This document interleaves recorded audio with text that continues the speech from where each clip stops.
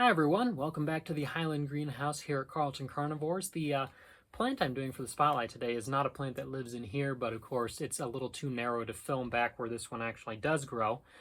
We are bringing in another Mexican butterwort to share with you guys, and this is one of my favorites actually, partly because it's a lot easier growing than one of its more familiar relatives, and so it's been a lot more forgiving for me. And this is Pinguicula heterophylla. These guys are very closely related to the more commonly known Pinguicula medusina, but they're a lot easier to grow, probably because they live in an entirely different habitat from those guys. Medusina is a kind of gypsum endemic. They grow on very calcareous gypsum-based soils. These guys, though, they come from southwestern Mexico up in kind of high elevation hills and montane areas, and they live in pine oak forests primarily, very open woodlands, and typically grow on kind of like granite or rocky outcrops, reddish loamy sand soils in that area. Soils that are a lot more easy to kind of replicate the conditions of in cultivation than like gypsum soils are. So these guys are a lot more tolerant of cultivation than their relative is. But they're very similar in other ways. As you can see, this is one of the species that produces those long, thin, tentacle-like leaves, and this is the growth form that I love the most when it comes to sticky carnivorous plants. I could not tell you why, I just think it looks cool. But these guys also, it's really cool, they kind of change shape of their leaves as they grow throughout the season. So, a lot of Mexican butterworts, a lot of people will say they go through a winter dormancy period, and for the most part, for most species, that's false. They don't actually go dormant. Instead, they produce a succulent winter rosette that keeps photosynthesizing. They'll flower at that time of year and so on.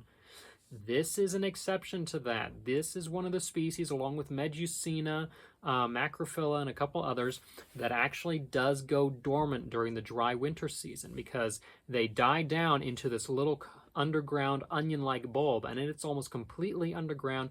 Only the very tips remain a little bit green, and even then, that's usually not enough for them really to be active at all. So they're fully inactive, fully dormant during the winter dry season when it's cool. There's almost no moisture falling in that area. But come springtime, when the rains start to move in again and start to wake these guys back up, the first thing they do is they start producing these kind of ovular to semi-lanceolate leaves that spread out just over the soil surface to capture the first rays of sun that they need and to capture the first insects that they're going to feed on. Those leaves are carnivorous leaves. They have the little tiny dewy tentacles right on the surface, and if you were to touch them, it would feel greasy, hence the name Pinguicula, a little greasy one. But then, once they produce those and started to get a little bit of energy in, then they transition. And this transition is a little bit gradual. You might notice on a few of these guys, the base of these longer leaves is actually pretty wide. You can see right there, it's fairly wide. And so that starts off, that remains for at least the first few leaves. So it's kind of like an intermediate, like the flat rosette leaves have just kind of extended their tips here, and they start to grow upright and produce these long tentacle-like, grass-like filiform leaves that can grow sometimes up to 5 inches in height. Usually they're going to be about between 3 and 4 inches tall on average. So this is about roughly as big as they usually get. But they will produce half a dozen of those at a time. And so when you have a pot full of them, a colony full of them, if you see them in the wild, it's an entire like seepage wall full. It's just tentacle-like leaves spreading out, reaching out everywhere. Now, they tend to stay bright green at all times in very, very strong light. You might get some that will blush a little bit kind of purplish red along the edges, along the tips of the leaves in particular. But for the most part, these guys are typically pretty green plants. And they have, in springtime, usually right when they're coming out of dormancy or as they're transitioning from the initial spring to the summer leaves, that is when these guys flower as well. Like all butterworts, each little flower stalk only holds one bloom, but they may produce several blooms, several stalks in succession. Those flowers are roughly a ½ inch across or so, and they have slightly shorter two upper lobes to the front of the flower, and then slightly longer kind of obovate lower lobes on that. And the entire flower tends to be this very, very pale lavender, sometimes almost pure white, with slightly darker purple edges around it. And in the center, or right around the corolla tube opening and down the corolla, they're more of this like fluorescent yellow-green coloration down into the relatively short nectar spur on this species. Very pretty. Not the flashiest of butterworts, but still very cool. This is one of those species that you might grow more for their interesting leaves than the flowers. But these guys are actually a pretty easy species to keep in cultivation compared to their relative. Medusina, again, because of its gypsum soil preference and need to be a lot drier, honestly, most of the time, than this species is, has always given me trouble. I still have it alive, but it's never looked particularly great, and for a lot of people, it's kind of difficult. This species, a lot easier to grow, a lot more tolerant. Now, like most butterworts, it's going to do, or most Mexican butterworts at least, it's going to do best in a primarily mineral soil. You could grow them in pure perlite or turfus, a perlite vermiculite mix, or what I usually do is a mostly perlite mix, but a little bit of either sand or inert blasting abrasive as a sand substitute, and then just a little pinch of good, well-rinsed peat moss in there just to hold in a little bit more moisture. And so it's mostly mineral and very, very airy. That allows these guys to spread out their roots and get the moisture they need without getting sopping wet and running the risk of rotting. You want to keep these guys just moist. If you feel the soil surface and it feels dry, you can spritz it down, but you never want the rest of the pot to actually be like soaking wet. During the height of summer, during the height of growth, they can take a little bit wetter conditions, but it's still best to just keep them kind of at damp. And one way that a lot of people like to grow Mexican butterworts is on things like volcanic rock chunks, where the open holes in that allow for seeping up of moisture. And you can put just a little bit of perlite or a little bit of peat in there to help hold moisture in a little pocket. Those guys will do really well in that sort of condition, as long as they have a space where they can get their bulb down below the surface when they go dormant and kind of hide away. That is probably one of the things that you have to keep the most eye out with these guys is when they start to go dormant, you want to stop watering immediately. You do not want that bulb to be moist or wet because it will rot. So when they go to the bulb stage, you want these guys to dry out almost completely. Maybe a very occasional spritz of water, just a little bit once every 1 to 2 weeks to make sure it doesn't completely desiccate.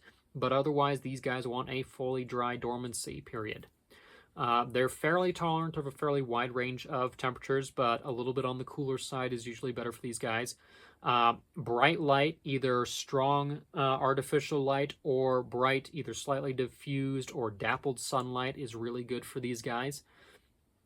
And temperatures that are usually between, during the active growth period, between 70 and 85 degrees Fahrenheit, maybe cooling down a little bit at night.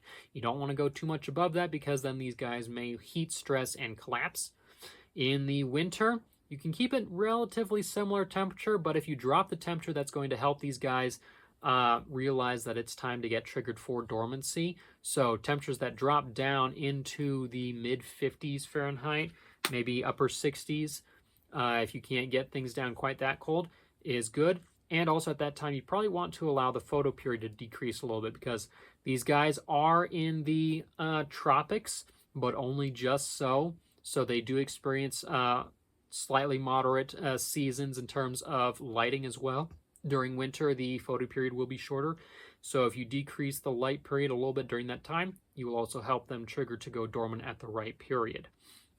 Now, these guys don't always necessarily want to follow those cues in cultivation. They sometimes want to do their own thing. When I am filming this, I don't know when you may be watching this, but as I'm filming, we are actually right in the heart of winter right now, and these guys have just decided they want to grow up and out and start growing for their next season.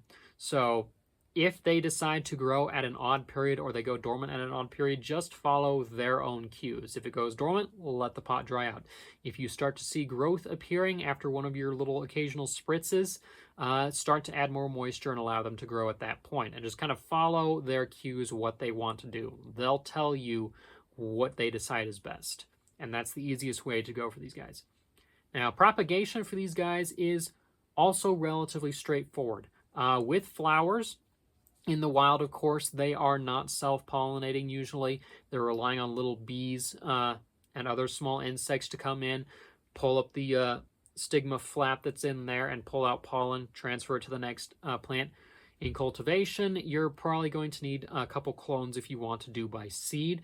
Seed would be relatively easy to grow after that point. If you can produce it, they're tiny little brown things that you just scatter across the soil surface and keep moist. They'll sprout.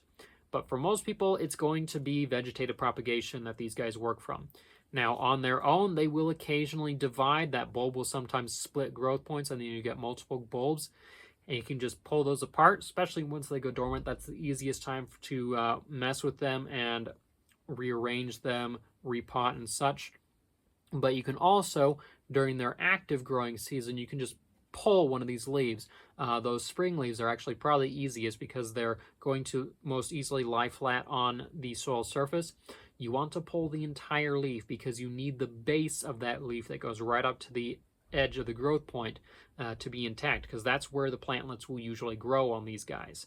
You just lay that on the soil surface. You actually want to keep that leaf dry for a couple days first so that you don't accidentally make it rot, but you want to make sure once it's got kind of a callus, it's dried a little bit, you want to leave it on a very slightly damp soil, and then after a couple of weeks you'll see the new buds start to form on the tips of the leaves, and that will produce your next new plantlets. Let them grow on until they've got roots, the base leaf starts to rot away, and then you can split them apart and grow them on. Now, that is about all that I have for this species. Very pretty, very straightforward, easy plant compared to its relatives again. And one of the cooler, easier to grow, linear-leaved Mexican butterworts out there. So I would definitely recommend this as a starter species if you like this kind of appearance, or at least the next step after a starter species, because there are certainly easier Mexican butterworts to grow than this one as well, like E. marginata, morinensis, and so on. But if there is anything that I have missed, if you got questions on this species, comments you'd like to make sure leave them in the comments down below the video. If you'd like to learn more about these plants or see the photos and video tidbits that I'm always sharing, you can find more information at my website, carltoncarnivores.com, where the blog and database are at, or follow me on social media, Instagram, TikTok, Facebook, PixelFed, etc., at Carlton Carnivores. If you would like to help support the production of these videos, simply subscribing to the channel, liking the videos, watching all the way through really does help, because eventually enough people doing that will allow us to monetize these videos, and I'll be able to produce more things for you guys through that. But otherwise, you can also buy the plants that I usually have available for sale on my website shop. There's also merchandise and a couple other different items there as well. You can also donate at Patreon. Members there become, they get early access to the videos, access to exclusive merchandise, and the monthly seed contest that I do for things that I may not have available in my shop or might be particularly expensive on the shop. And you can get a chance at getting those for simply the cost of membership, which starts at $3. You can also do one-time donations at coffee.com. Donations there can start as low as $1 or equal to, as the name suggests, a cup of coffee a month. You can do that, and every little bit does help support. You can also simply contact me for other methods, and most of the links for these things will be in the video description below.